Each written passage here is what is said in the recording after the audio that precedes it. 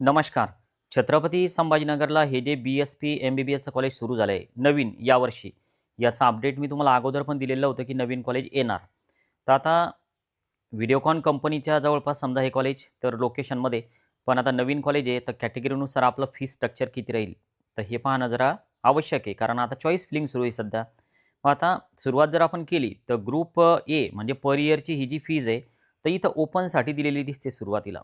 तर आता development fee आणि ट्युशन फी याचा जर आपण विचार केला, तर काय दिलेलं आहे, तर ₹8,50,000 ओपनसाठी एकत्रित हं. त्यानंतर हेच जर आपण ओ-बी-सीमध्ये असेल आणि जर का मुलगा असेल, तर 4,63,000 म्हणजे जवळपास समजा अर्धी फी आपण याला म्हणू शकतो. अर्ध्यापेक्षा वर जाते.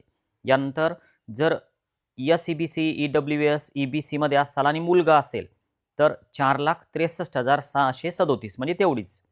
त्यानंतर जर फिमेल कॅन्डिडेट असेल समजा, तर पर इयरची फीस किती जाते? 77,273 म्हणजे ही जी ट्युशन फी आहे, तर ही मायनस केलेली आहे मुलींसाठी.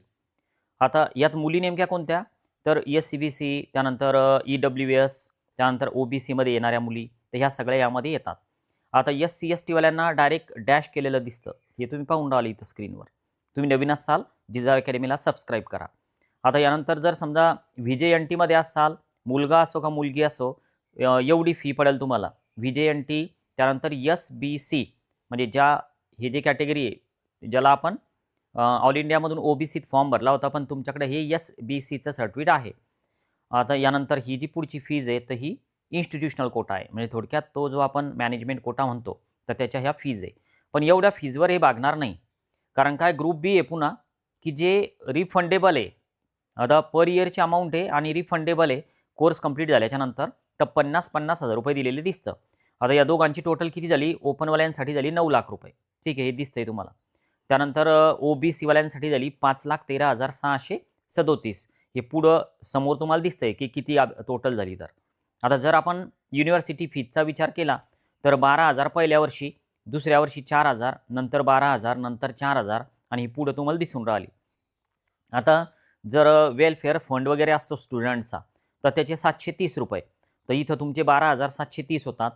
यानंतर ग्रुप डी आहे पुन्हा ॲडमिशन फी आहे ₹2,500 आणि आता हॉस्टेल मेसचा जो खर्च आहे, तर हा पण इथं पकडलेला दिसतो. तर हॉस्टेल मेसचा खर्च 3,02,000 जातो. प्रत्येक कॅटेगरीला हा सारखा आहे.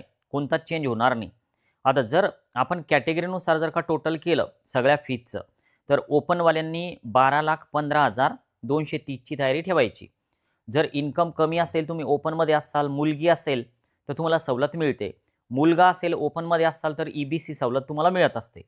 यानंतर जर समजा तुम्ही कॅटेगरीमध्ये असाल, मुलगा असेल, ओ-बी-सीमध्ये असाल, तर तुम्हाला हे 8,20,867 म्हणजे हे कसे चेक करायचे, तर इथं वर दिसून राहिले तुम्हाला, की हे कोणत्या कॅटेगरीसाठी आहे. आता एस-ई-बी-सी, ई-डब्ल्यू-एस, ई-बी-सी मेल कॅन्डिडेट तर टोटल बनते 8,28,867 तर हे पर इयर तुम्हाला पे करायचे आणि तुमच्या कॅटेगरीनुसार किती भरावे लागतील, तर हे टोटलमध्ये दिलेलं आहे.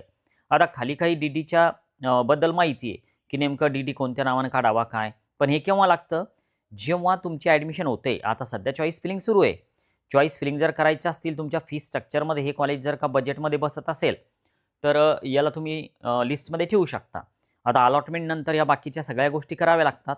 तसंही समजा ज्यावेळेस अलॉटमेंट होतात, तर त्यावेळेस परत एकदा हे नव्यानं आपल्याला सगळं पी-डी-एफ रिव्ह्यू करावं लागतं. नवीन असाल सबस्क्राईब करा. काउन्सिलिंग जॉइन करायची असेल तर सेंड क्यूआर असा मेसेज कराल. थांबूया. ओके. बाय.